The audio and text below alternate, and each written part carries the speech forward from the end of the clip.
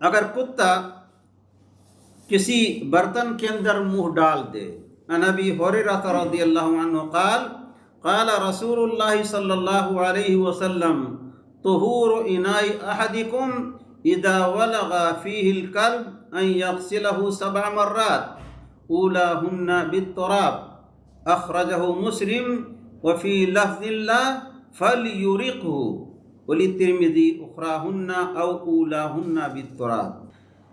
کہتے ہیں ابو ہریرہ رضی اللہ تعالیٰ عنہ، حدیث مسلم شریف کی، کہ رسول اللہ صلی اللہ علیہ وسلم نے فرمایا تم میں کسی کے برتن کی طہارت کا طریقہ جب کتا اس میں منہ ڈال دے۔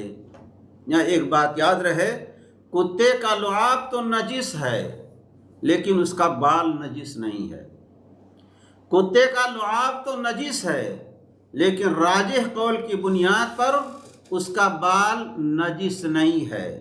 آپ کے کپڑے بھیگے ہیں، کہیں کتا گزر گیا آپ کے کپڑوں سے رگڑتے ہوئے، تو آپ ناپاک نہیں ہوں گے، اس لیے کہ اس کا لعاب دہن نجس اور ناپاک ہے، لیکن اس کے بال کی ناپاک ہے لیکن اس کے بال کی نجاست کی کوئی دلیل نہیں ہے۔ تو رسول اللہ صلی اللہ علیہ وسلم نے فرمایا کہ تمہارے کسی برتن میں اگر کتا منہ ڈال دے تو اسے پاک کرنے کی صورت یہ کہ انسان 7 بار اسے دھلے۔ اگر لعاب دہن نجس نہ ہوتا تو رسول اللہ صلی اللہ علیہ وسلم 7 بار دھلنے کا حکم نہ دیتے۔ سوال یہ ہے کہ تین بار دھلنے سے بھی کام چل جائے گا، لیکن چونکہ رسول اللہ صلی اللہ علیہ وسلم کا یہ فرمان ہے، ہو سکتا ہے کتے کے لعاب میں جراثیم زیادہ ہوں۔ کیا وجہ ہے؟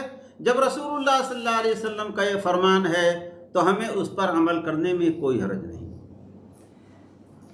آپ نے فرمایا کہ وہ 7 بار دھلے، پہلی بار مٹی سے دھلے، اس کے بعد پھر 6 بار اور دھلے۔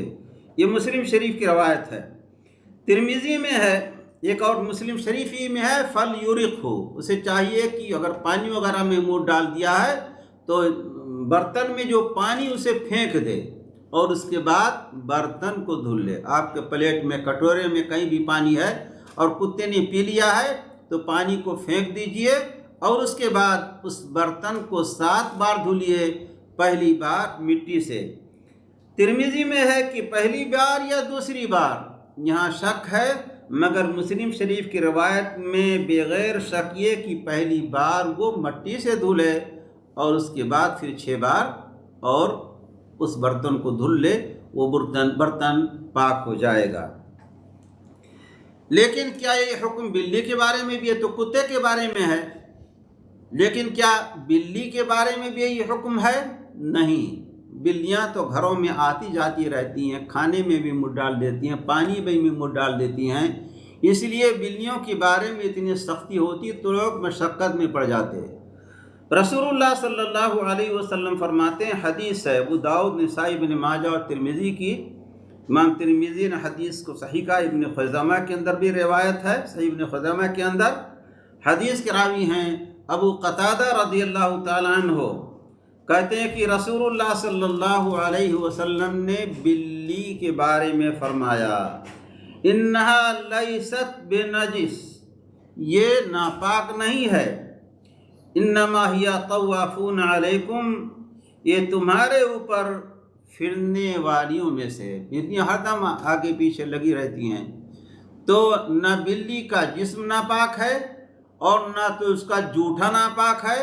بلی نے اگر پانی پی لیا، کسی کھانے میں منہ ڈال لیا تو اسے پھینکنے کی ضرورت نہیں ہے، اور نہ تو پانی کو پھینکنے یا برتن کو دھلنے کی ضرورت ہے، بلکہ بلی کا جوٹھا بھی پاک ہے اور اس کے پانی یا کھانا کھانے سے برتن نجس نہیں ہوتا۔